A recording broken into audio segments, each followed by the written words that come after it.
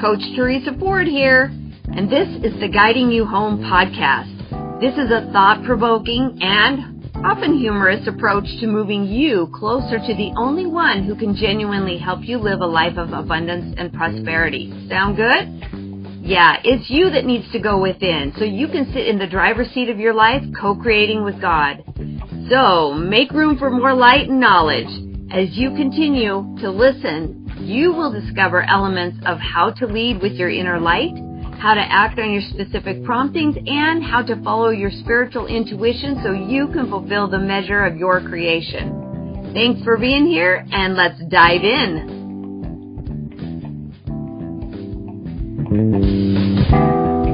Okay, welcome back. Episode 49. So I'm really looking forward to this because we have got to get to the bottom of why you are so exhausted. My favorite thing to do for you is to help you figure out how to stop tripping on the same stuff over and over. So I was channeling with my friend, Kira Brinton, and we both got a little bit of a vision because we were asking for one. That's how that works. And her vision opened up at the same time mine did. So when I say vision, an image came to mind, right? I had a light bulb in my vision, it was a clear, bright yellow light bulb. In her vision, she pictured, it was a little more elaborate. She pictured people picking up heavy things, and they were so distracted with the weight of their heavy things that they weren't getting anything else done. They were just exhausted. And I said, well, that's funny because my vision was of a light bulb. And if someone is so distracted picking up heavy things that are just all around them because they're just there, and they're so busy being exhausted picking up heavy things that the only way to get them to drop the heavy things in dark places is to turn on a light bulb and get them to drop the heavy thing and turn around and see where the light's coming from. My job is to help turn on the light for you. That is what I do. I turn on the light and I help you shift your behavioral patterns from, oh, there's the light. Okay, well, now I'm going to go back to getting my big heavy rocks and dragging them around. Like, if I can get you to change that behavioral habit of going from the lights on and I have a new way to go. The path has been lit. If I can just change that to the norm, instead of wanting to go back to something I've always known, which was moving around heavy rocks, that is where life begins. But you're just exhausted because you keep moving heavy rocks, and then you notice that there's a light on somewhere. You get a new idea. Somebody says something. It turns on your brain into a new opportunity, but we go back to moving the rocks around because we've done it our whole lives. We saw our parents do it. It's what's familiar. We have a craving. Everybody's had a craving, right? You know what a craving is. If you've had a craving, it's your body saying, I need something that's familiar. I need to experience a feeling that I have when I eat chocolate. I need to experience a feeling that I had when I won a race in first grade. You have this craving to feel a certain way, and we'll find all kinds of ways to get that feeling to us. We might be watching a romance movie. We might be drinking alcohol. We might be playing around on a dating app and trying to find the love of our lives. Whatever it is, that craving, it could be cookie cake ice cream.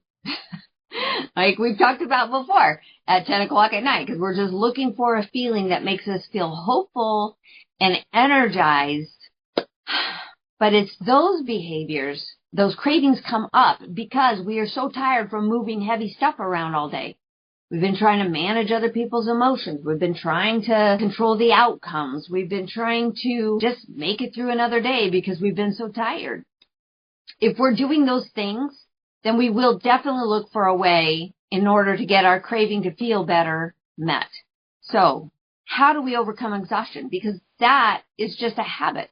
It's a habit of moving heavy rocks around and doing the same thing we've always done, even though we're like, hey, there's a light on over there. Hey, there's a new way. Hey, the path is lit. Hey, there's an opportunity. We're like, that's going on over there.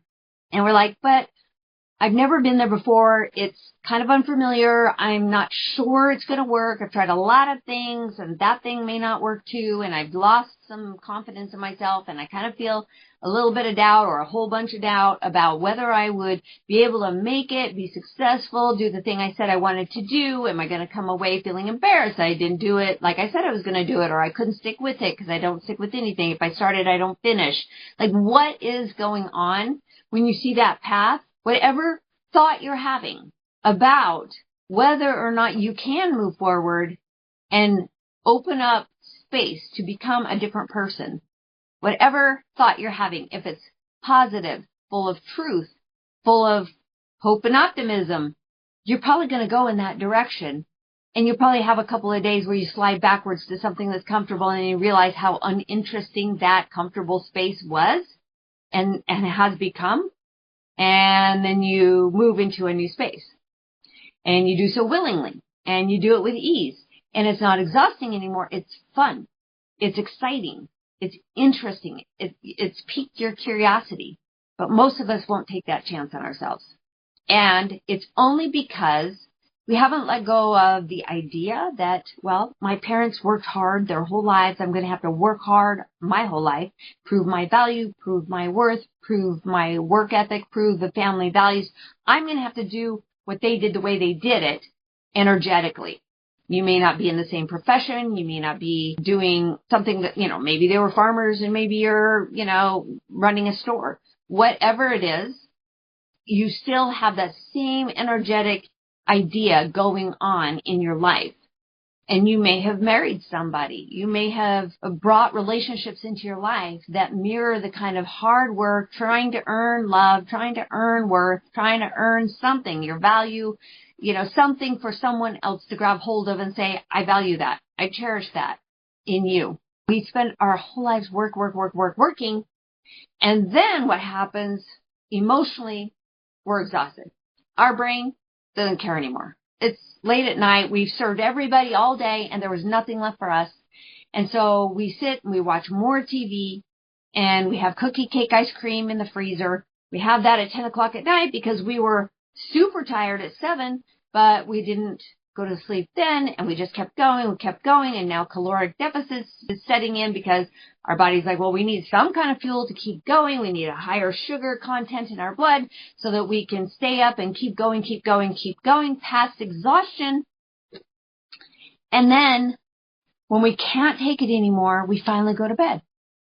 And then we get up the next morning hoping that we get more done on less sleep, and we're just dragging because we are not actually managing our energy well. We are not listening to what our needs are, and we don't really want to let go of those heavy things that have just become habit. It's familiar. We get up. It's pretty safe. We're not going to embarrass ourselves. We're just going to work hard. So how's that sound? It's a struggle. It's a real thing. And you have to be so intentional, so focused, that you are no longer available to do the heavy things, move heavy rocks around all day long and do that heavy thing when you could have light and energy over here. You have to want that. Unfortunately, a lot of us wait until we're flat on our backs. We literally lost our health. We can't get out of bed. We're depressed. We can't figure out why we're overwhelmed. We can't figure out why we don't have any drive or desire. We just can't make ourselves do the things that we need to do anymore. We usually wait for that to set in until we just can't take the state that we're in anymore. And then we'll try and do something new. I'm here to tell you, you don't have to wait until it gets that bad. You don't. You don't have to wait until it gets that bad. I have waited till it got that bad. That's what I'm telling you. You don't have to wait till it gets that bad. You don't have to be flat on your back. But if you are, let's not worry about it. If you're flat on your back, then it is exactly where you need to be. So you finally put down the heavy rocks and go, hey, wait, there must be a better way to operate in this world, in this life, than working freaking hard. What if you could get in the rowboat of the energy of life, go with the flow, downstream? The current already knows where it's going. So everything that you want, you hope, and you dream for in your life is downstream, including rest and freedom from exhaustion. But no. We were taught to get in our little rowboat, turn it around, face it upstream, and paddle like the Dickens to get upstream in a downstream current. Did you know that all rivers run downstream? Oh, yes, they do. So no river's going to go that direction. It's always going to oppose you, or you're opposing it, I should say, as you're trying to work harder because it was the work ethic your parents were proud of. They're like, hey, you worked hard today. Good job. You were rewarded for working hard, being responsible, showing up and showing value and giving more than you're receiving and all the things. They're like, finally, yeah, you're doing it. Okay. And so we finally got some praise and approval from our parents, whoever is around us. Our little eyes as children were looking out around us going, who's going to think I'm awesome today? And the only times they thought we were awesome was when we were doing what they needed us to do so they could feel better. Ooh, let that one hit. But what if we were doing everything we needed to do to experience life, to figure out who we are, to see what we like and what we don't like, and we didn't need outside validation? What if we start asking ourselves, what do you think of that? How do you feel about that? What do you want? And how do you know you want it? Usually the things that we want are because we're experiencing the contrast of what we don't want. But one of those hard ways of total exhaustion that we are familiar with is to look at what we don't want and pray we don't get it. But if that's where your attention is, it's guaranteed it's coming towards you because you're focused on it. You know, when I learned how to ride a mountain bike, I was always looking at the rocks in front of my tire. I was like, oh, this is scary. I might hit that great big rock, and if I do, it might flip me. And if I hit that rock, it's going to scrape my shin. And if I hit that, I was looking at all the rocks in front of me. That is the hard way to ride a mountain bike. That's doing hard things because the stress is always high. In fact, I found myself having panic attacks on the bike. I'm like, you're fine. What's wrong with you? And it was only because I was focused on what I didn't want. I didn't want to get scraped up. I didn't want to break a bone. They say it's not if, but when you break your collarbone. And I was like, I want none of that. I want no injuries. I want to ride my bike and have a good time and make some memories and tell the stories, but I do not want an injury. But I was focused on what might cause my injury. So that was just super high stress. I was exhausted after every ride, just absolutely wiped out, adrenaline crash, like fight or flight was high. And then I would go in submission. I was like, I don't care. I don't need to eat. I don't need anything. I would go into a really bad spot of I can't get my needs met because I was doing these high, intense adrenaline rushes that didn't end. Like I was still in fight or flight the next day and the day after that and the day after that and the day after that on these mountain bike trips. And it is exhausting to think that you're in fight or flight all the time. Not to think, but to be in fight or flight all the time. And so I don't know if somebody told me this or if I figured it out, but if you keep your eyes down the trail, and you see what's coming, but you're not focused on it, you actually enjoy the ride. It's kind of fun. And you manage the big rocks when they come up and you're like doing the thing, but you're not freaking out about every little pebble that's going by. So when you look down the trail, the likelihood you'll stay on the trail is much higher. And your stress goes way down. So when I'm talking about doing hard things that cause us to feel exhausted, we're oftentimes focused on things that we don't want. I don't want to be late. I don't want to show up unprepared. I don't want my boss to fire me or have reason to write me up. I don't want. If you ask somebody, you just ask them, what do you want? They're like, I don't know, but I definitely don't want. And they can tell you what they don't want. But it's really hard to name what you do want because we're always focused on what we don't want. We don't want someone to talk bad about us, judge us, criticize us. We don't want outside opinion that might be negative. But if we're upset that we're not living the life that we feel like is waiting for us because we are held up by what somebody might think of us if we try and fail. We're literally in the rowboat trying to go upstream in a windstorm, and the current is taking us downstream anyway. We're like, no, I don't want to go that way. I want to go that way. But we're not going upstream. There's nothing up there for us. We were already upstream. That's the reason we ended up downstream. Then we got back in, tried to go back to what was familiar upstream. There's nothing up there for us. Nothing. Everything that's waiting for us is downstream. It's easier. It goes with the flow and harmony of the current that already knows the way. It's not a lot of work. And half the time we don't even need the paddle. We can just sit in the boat and watch the scenery go by because it's better. It's easier. But then we're like, oh, easy. It shouldn't be easy. I've never had it easy. Like, what do you do with easy? That means it's boring. That means that you're not growing or learning anything. It's like, no. In the boat, because the current, it's not a lake. It's a current. It's taking you downstream. All streams flow one direction, downstream. And downstream is where the scenery is always changing. You are moving, you're growing, you're learning. You're like, wow, I haven't seen those mountains before. Hey, look at those trees. Hey, little bunny on the side hill. You're having more experiences downstream than paddling upstream, going nowhere, seeing the exact same scenery all the time. The difference is you're exhausted. Where downstream, you're not. But as creatures of habit would have it, we don't know what to do if we're not working hard, earning it, earning love, earning value, earning our worth, earning something. We don't even know what to do with ourselves. So we kind of have to get used to it. We kind of have to be willing to try setting down the hard stuff for a second. Stop with the hard relationships. Learn to set some boundaries. I know I have some podcast episodes all about boundaries, emotional shoplifting, all the relationship issues that hold us back. Go take a gander.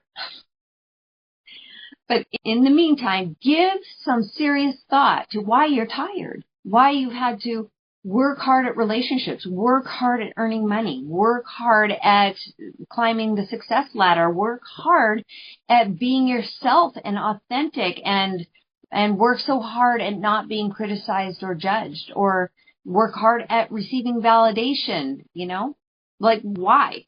Why are you doing those things? Where did it come from? Where did you learn it? Ask yourself the questions. And then also ask yourself if trying harder and moving big, heavy things around day after day after day after day, staying up late, trying to have some downtime so you can feel rested like you didn't work all day. And you had cookie cake ice cream, you spiked your blood sugar, and then you're feeling guilty, and then you finally go to bed, but you didn't get enough sleep, and you didn't sleep well, and you woke up tired, and you're trying to do your best every day like that. If that's you, ask yourself, is that really what I want? Is that really what my life is going to amount to in the end? Because you can change it with a single thought. Change it in a heartbeat. And as soon as you change your intent to live differently, you will. Because you're brilliant. You're a genius.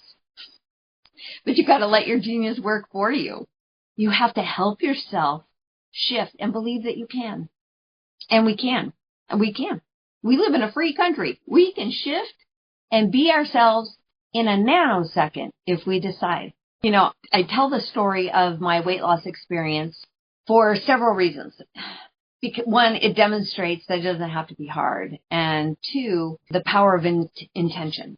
So when I was in a dressing room and I lifted my shirt this way and I lifted my shirt that way as I was trying on bigger pants, I realized that the inside young, happy me did not match, or I should say the outside wired and tired me didn't match the happy and young, youthful inside person that I felt I was.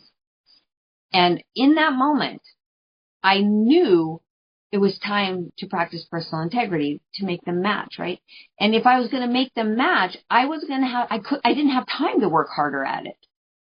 I was homeschooling 5 kids. They needed me from 6 a.m. till bedtime at 9. So when was I going to do this? Well, I had to make room for myself. 5 to 6 a.m., that was my hour. That was my hour, and I didn't look back. 6 months was coming one way or another. See, I got in the rowboat, and I just went downstream. I didn't work harder at it. I stopped the focus on how long is this going to take. That's upstream. That's hard. I'm paddling against the current. The natural flow of my metabolism was downstream. And it was 5 a.m. every morning, have a lot of fun, eat 6 meals a day that mattered to my body and my metabolism, and voila, 6 months later, I looked different. I wasn't worried about what hadn't happened yet. That's an upstream effort. Worrying about, am I going to be successful? It didn't matter if I was going to be successful or not, as long as I was in integrity. If you can't give a promise to yourself, who can you keep one to? Right? I needed to be in integrity with myself first and foremost, that I was going to do what I said I was going to do. First time in my life I ever kept a promise to myself. First time in my life I think I actually made a clear intention to keep a promise to myself. I think it has to be a conscious effort to say or write down or determine this is what I'm doing, and then just go to work. Just do it. But if you let your brain get all busy about, but how am I going to do it? Like, I wasn't in fitness at the time. I was a stay-at-home mom. I had not found a career, and my career had not found me. My career was in the home. And so when I just decided, like, I am no longer available to get larger. I am only available to become my true self, to be me fully. And then it just happened. It just happened. I went out and worked out in the morning. I just did whatever sounded good. Headphones, running through the streets, passing all the cows at 5 a.m. That was, enjoying the stars and enjoying nature. I was like, this is amazing. I'm by myself and I have peace and quiet. All to myself for a whole hour. So I loved it. I had fun with it. And I lived in alignment with what I said I wanted to do. It's like, if I could get unhealthy with myself one meal at a time, I could get healthy again one meal at a time. So 6 meals a day, I had 6 opportunities a day to make it count. And then going to bed to get all the sleep I needed. I had to make that count. My body knew what to do with the information I was feeding it. And it was all downstream. It wasn't harder. Prior to that, I was like dieting and counting calories and worrying about whether I worked out or not and what to do. I don't know. Did I do it? Did I do enough? It was exhausting. And so it lasted maybe 3 weeks. And then I was back to cookie cake ice cream. Like, I just was like, I don't know. Because it was hard. It was exhausting. I was moving heavy things around. The light came on when I decided I eat all day anyway. So why not eat food that matters? Why not eat food that my body knows what to do with? Something that's not in a box or a package. It knows exactly what to do with the foods of the earth. That's what I did. It made the most sense to me. So downstream thought. Did I read a book? Nope. Somebody tell me? Nope. Did I go looking for the answers outside of myself? Nope. I didn't. Because I asked myself a question, and the answer was, it doesn't matter if you lose weight or not, except for if it matters for your integrity. So that's just an example of the downstream ease of becoming who we were meant to be. And we can put down the heavy things, and we can stop being exhausted and tired and worn out and frustrated and mad that we're not getting anywhere. Who are we going to be mad at if we're in the boat with the paddle in our hands? Like, evidence. It's you paddling upstream. You're still doing it, right? There's no one else to blame. And the hardest thing you'll ever do, but the best thing you'll ever do, is to take that little paddle in your hands and stick it in the boat. And you know what's going to happen to the boat? The stream is just going to turn your boat around and point it downstream. And you'll be like, oh my gosh, I'm not doing enough. I'm not working hard enough. I'm not, shouldn't I be doing something? No. Just practice sitting in the boat, going downstream. It's easy. It's better. Give it a try. And if there's anything that I can do to help you set down the heavy things and get up and just go with the flow of life, you let me know.